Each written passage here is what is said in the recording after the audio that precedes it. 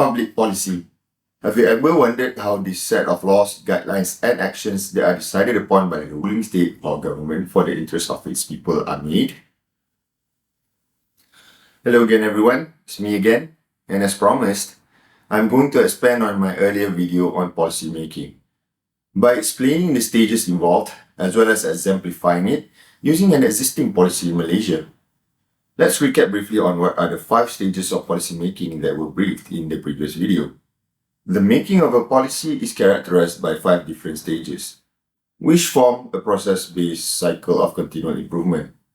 The 5 stages are agenda setting, formulation, adoption, implementation, and evaluation.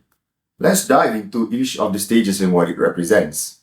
Agenda setting involves the process of identifying a problem, defining the reason behind its existence, and how it affects all related parties. The problem can be raised by either the public or the government. Policy formulation is the process where government and their interested parties consider options to manage or solve the issues or problems identified. Adoption signifies the stage where the government decides to commit towards the formulated policy, either for or against implementing the policy. Execution of the policy then comes in the policy implementation stage, where actual actions are undertaken with resources being utilized to carry them out. Policy evaluation is the next stage, which involves monitoring and measuring the effectiveness of the policy. This process comes in multiple angles, including target achievement, process performance, and cost-benefit evaluations. Whether a policy is effective or not borders on evaluation, which can come from the implementer, i.e. the government, as well as the non-state actors such as public and community groups. Now, let's try to visualize each of the stages through a sample policy in Malaysia.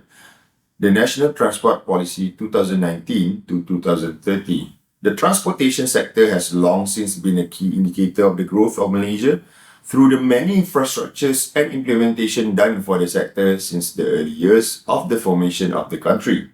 Until 2019, Malaysia has made the following achievements: 200,000 kilometers of roads, 2,900 kilometers of rails, 18 ports, and 22 airports.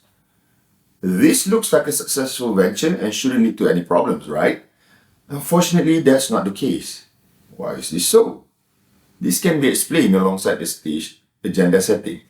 While immense growth in mobility has led to economic growth for the nation, it has also led to difficulties among the citizens. Traffic congestion leads to a sizable income use among citizens. The NTP, during its creation, found that 10% of household income is spent on transport. Pollution from carbon emissions due to expanded internal combustion engine vehicle use, especially cars, is another problem arising from the transportation sector. The third point is that fatal road accidents also make up a large percentage in the death statistics in Malaysia. These pain points are strengthened by the voice of the public, making a plight for the government to address the huge money they need to spend for transportation and the lack of efficiency among public transport options. I personally believe that this train of thoughts shaped the agenda setting that led to Malaysian government's decision to devise the NTP. However, in hindsight, no one would be able to decipher the 2 dimensions that took most priority in pushing the agenda. Certain sections of the public hold the notion that it was more towards giving green light for construction projects to go on, rather than relieving the plight of the public. Moving on to formulation, the necessary options or actions needed to address the problem needs to be defined in the NTP. To do so, the government engaged with academia and the private sector in a 150-member strong group that convened in various workshops, group discussions, and meetings since 2016. The framework and strategies within the NTP are the result of this formulation process. However, I do believe the process could have benefited from the involvement of NGOs and community groups. The NTP works based on 5 thrusts and 23 strategies, covering various angles, including economic growth, well-being of the rakyat, and the environment, which can be seen in detail in the essay associated with this video. Once NTP formulation has been materialized into a concrete plan of actions, The next step involves adoption of the policy by the government. This is done through supporting processes to get the policy acknowledged or formalized. This usually involves the approval of bills or gazettement of laws within the state or parliamentary sessions. The adoption process becomes official upon launch of the NTP on the 18th of October 2019. Each of the policy thrusts and strategies in NTP comes along with key action items that serve as the enabler towards achieving the former.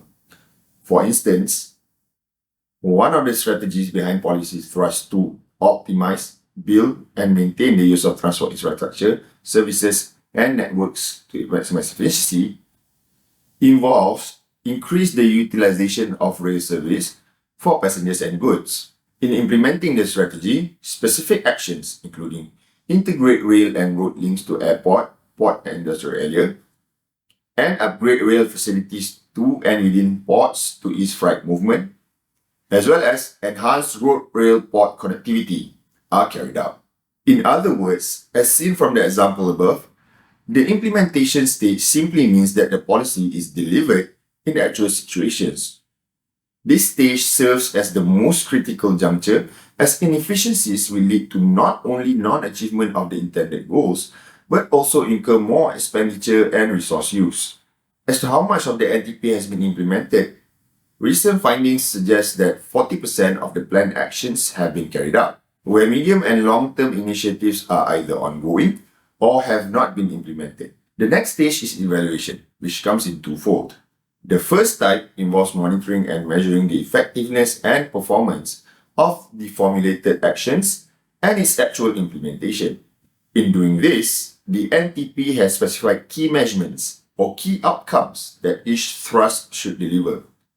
For example, the same thrust 2 above is measured by the GDP contribution by transport services. Having a single measurement, however, raises the question of how the maximized efficiency part can be signified by increase and decrease of GDP, which fluctuates according to economic intensity and exchange rate strengths. The second type of evaluation comes at every stage, where the degree of completeness and readiness of NTP is scrutinized before allowing it to go through to the next stage.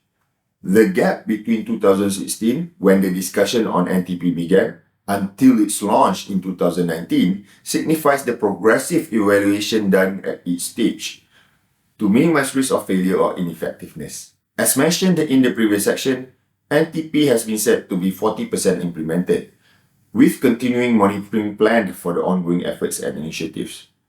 However, recent developments show that the policy is being revisited as a whole through another committee set up by the government. And this committee focuses on transport-related issues. The evaluation process should be utilized fully if the government intends to revamp the policy on any weaknesses instead of revisiting the process from scratch or starting anew. In short, we can see the different stages of policy making and visualize them by delving into and exemplifying it with an existing policy.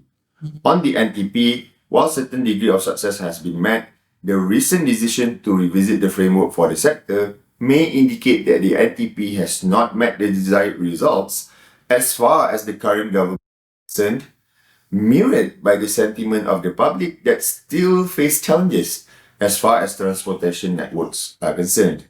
That's all from me. Hope you enjoyed the ride throughout the whole course of Governance in Sustainable Development Assessment's response. Until we meet again, peeps, take care and goodbye.